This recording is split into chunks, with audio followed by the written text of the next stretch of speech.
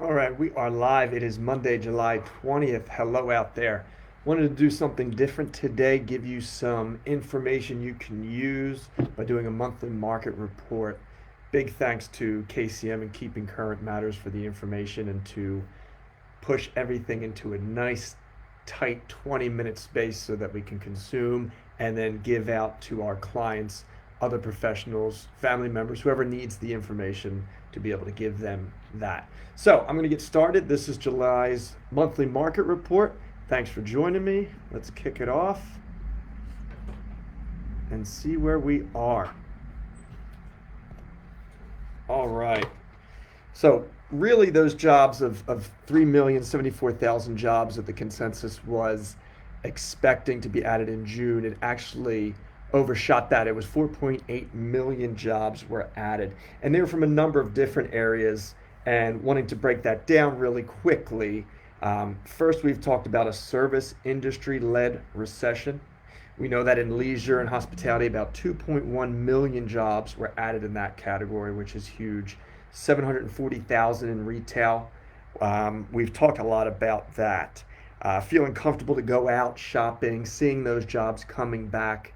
You can see down the line as we go here, the healthcare, health services and education, doctors' offices, things like that, manufacturing, professional services, many jobs coming back where they had been with temporary unemployment situations, and as they could come back safely, they were able to. So we gained 4.8 million jobs, and as you see here, this is from the U.S. Bureau of Labor Statistics. So as the BLS reported, we ended up in June with 11.1% unemployment. The story really here is that unemployment went up in March and April, and they've come down in May and June. Certainly, we want to see that trend continue in unemployment. More and more people are going back to work as they can go back safely and get back to the work that they do. As we break this down, the 11.1% unemployment, it's important to remember that as 11.1% of the people are unemployed, that still means 88.9, almost 89% of people are employed. So I'm not diminishing that in any way, just saying there is some hope there when you think about the other side of the coin.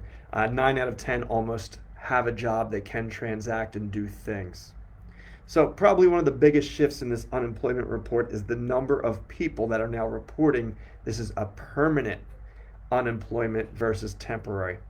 So we see reflective, certainly, of businesses that are saying, hey, this is going to affect us more than we thought originally, and we're seeing that number grow there. I think the Wall Street Journal summed it up pretty well when they said U.S. job growth surged last month, underscoring the economy's capacity for a quick rebound if businesses continue to reopen and consumers regain confidence. A recent coronavirus spike, however, could undermine trends captured in the latest jobs report. So we're seeing the economy come back with this quick rebound that they talk about in the Wall Street Journal. As businesses continue to safely reopen, consumers regain confidence in getting back out and doing the things that they're used to doing. So we're seeing here that there's really a footnote to say, hey, things that are happening recently with the coronavirus spike could undermine the trends captured in the latest job reports. Meaning, what effect is this recent surge in the coronavirus going to have on the economy? We're going to stay on top of that and continue to watch that. But they go on to say, as temporary unemployment drops, permanent job losses keep rising. So a core unemployment rate, and a core is something as which subtracts temporary layoffs and adds the unemployed who didn't search for a job recently. That's what the core unemployment is. It jumped to 5.9, almost 6% in June from 5% in May, according to the Indeed economist Jed Kolko. So it's telling us there, we've referenced before about the core unemployment rate, which subtracts those temporary layoffs and adds the unemployed who didn't search for a job there. And here you can see the core unemployment. If we look at this graphically, this is what that looks like. As we see the overall unemployment rate falling right now, core unemployment has grown from May to June and certainly from April to May. Now we're going to continue to watch this very closely. If you want to compare that back to April 2010, there on the left in the orange, we know we're at about half of where core unemployment was back then. So as we start to look at this, it brings up a lot of questions. One is, how is unemployment going to affect the overall economy? How's it going to affect our business? It brings a lot of questions about, are we going to see a wave of foreclosures? Now, we've covered a lot of this, and we've talked about how we see the foreclosures playing out and how this is different from 2008. But Black Knight brings some very good information here, and they tell us about the active forbearances. So in this graph, you see meaning that those that have paused their mortgage payments due to financial hardships and unemployment, things like that. So of all the active forbearances, which are past due on their mortgage payment, 77% have at least 20% of equity in their home. So if you look at that graph, you can play out that 90% have at least 10% equity in their home. What does that mean? They summarize in the report that high level of equity today provides options for homeowners, policymakers, mortgage investors, servicers in helping to avoid downstream foreclosure activity and default-related losses. So this question of how is unemployment going to affect the housing market is a big question right now. We know that forbearance was enacted to help people survive this economic storm, but yet it's causing people to say, okay, could we see foreclosures coming to the market with the number of people that don't have a job? So when we look at the Black Knight information, I want to talk about this for just a minute. Looking at the number of people who have significant equity. Think about it. If you had a $400,000 home and you're in a situation where you couldn't make the payment and you had 20% equity in that home, that's $80,000. You would go out and sell that home before you'd allow it to go into foreclosure. I think applying that common sense to the equation is what we have to do today and back it up by data. But unemployment's a story we're going to continue to watch. And the Black Knight here has the quote, the high level of equity provides options, as we mentioned, for homeowners to avoid that downstream foreclosure activity and default-related losses. So as we see the overall unemployment rate come down, but the core unemployment rate ticks up just slightly, causes a little bit of concern and fear in the minds of people that we do serve. So quickly, I want to go here from a lending tree that says 87% of home sellers are concerned their home won't sell because of the pandemic and resulting economic recession. Now that's a big number of home sellers there. A lot of them saying, I'm concerned about what's going on out there. I'm afraid that my home won't sell. And yet, with that thought in mind, 372,000 homes sold just last month in the US, which is why it's so important to get that information out there, get that into the eyes and the ears of people that have the ability to sell, that want to, but are concerned because they're not quite sure where the data points to. And just in our local market here in Bucks County, Philadelphia County, as active buyers agents, we've had agents go out and show a property that was only on the market for 2 days, and they received 9 offers, all over asking price, and then it's just blood in the water. Every buyer is trying to do better than the next buyer and get their offer accepted. So stories like that, backed up with information, can go a long way to encourage home sellers, if they want to sell, to actually sell. So this quote here by Mark Fleming, who's the chief economist at First American, he sums it up best this way. He says, as we navigate the unprecedented impact of COVID-19, home has taken on an added significance, and there are signs that home ownership remains one of the main tenets of the American dream. So what do we know there? We know that people are coming and saying there are different things that they want in a home. The top 4 indicators, the new studies show the top 4 things that people are looking for in a home: more interior space, a desire to own, with coronavirus, a shift from city to suburb living, and more outdoor space, which has been huge, obviously.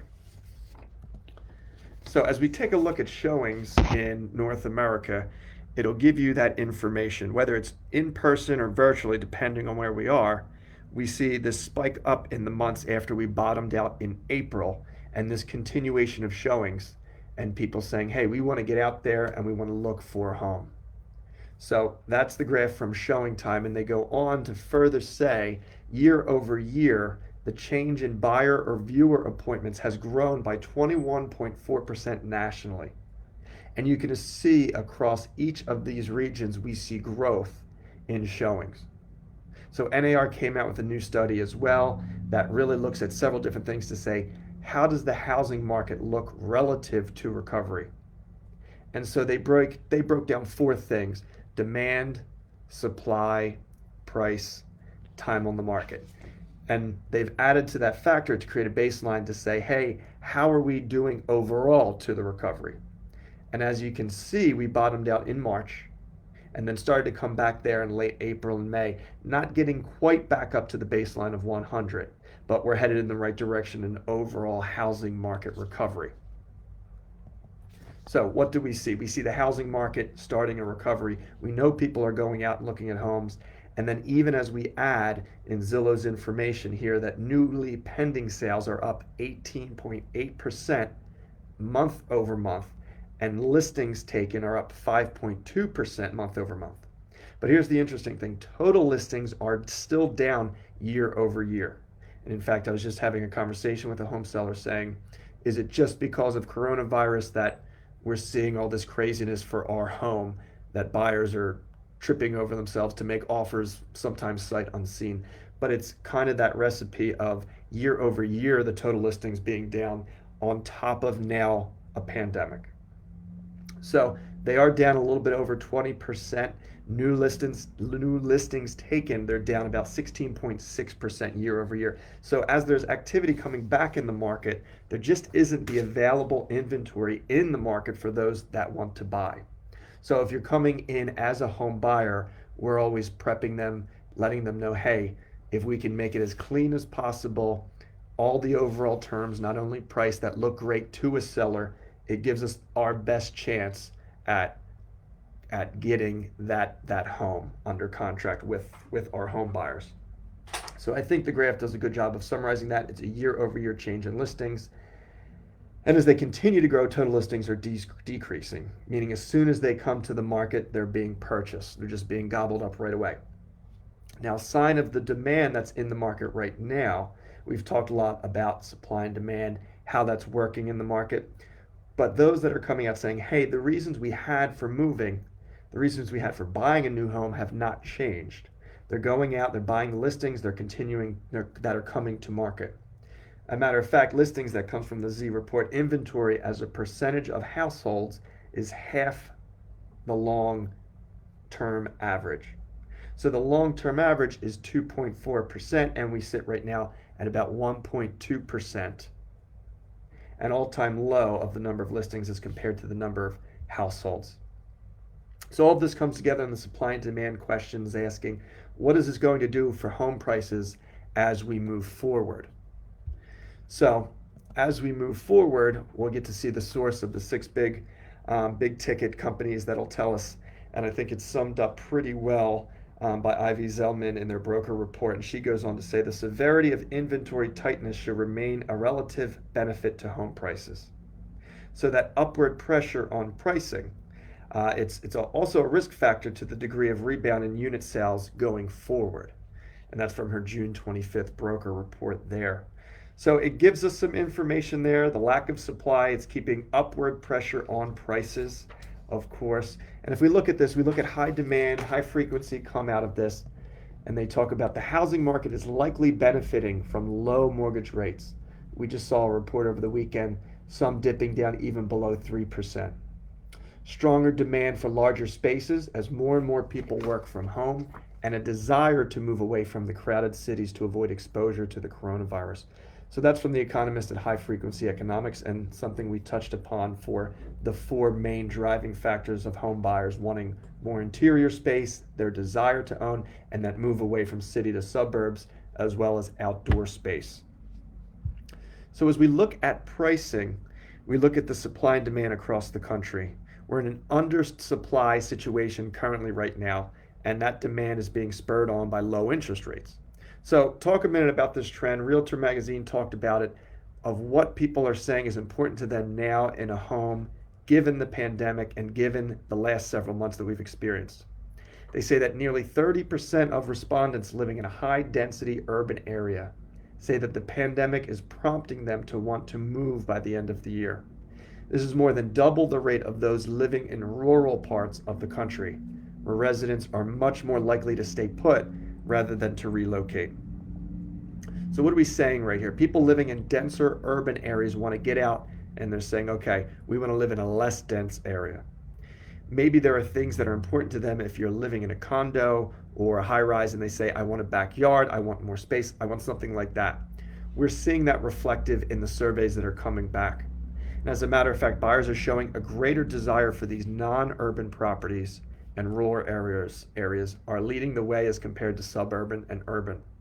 So in the graph here, you see 16% growth year over year increase and views of properties in rural areas versus suburban and urban areas. That shift of this is now important to us as we look for a new home in the home buyer's mind. And Danielle Howell, chief economist at Realtor.com, sums this up well. She goes on to say, much like the suburbs are gaining favor with home shoppers, second home markets are seeing increased interest from luxury buyers. Suffolk County, New York, home to the Hamptons, Palm Springs and Riverside County, California, and Greenwich in Fairfield County, Connecticut. All second home markets rank among the top 5 markets with the largest increase in listing view growth in May. Views of luxury properties accelerated 56% in the Hamptons, 28% in Palm Springs, and 24% in Greenwich compared to January trends. So we know that people are looking outside of the area that they're living in. In this case, the luxury markets are leading the way there for people. And they say, these are the things, and there are things that are more important to us than the place that we live. And I think that overall trend is continuing. It's backed up by a Zillow report that was released. It says, since the pandemic altered what buyers value in their homes, builders are predicting how future homes will change as a result and what people will want most moving forward. So as people spend more time at home during the pandemic, buyers are realizing which features of their homes are working and not working.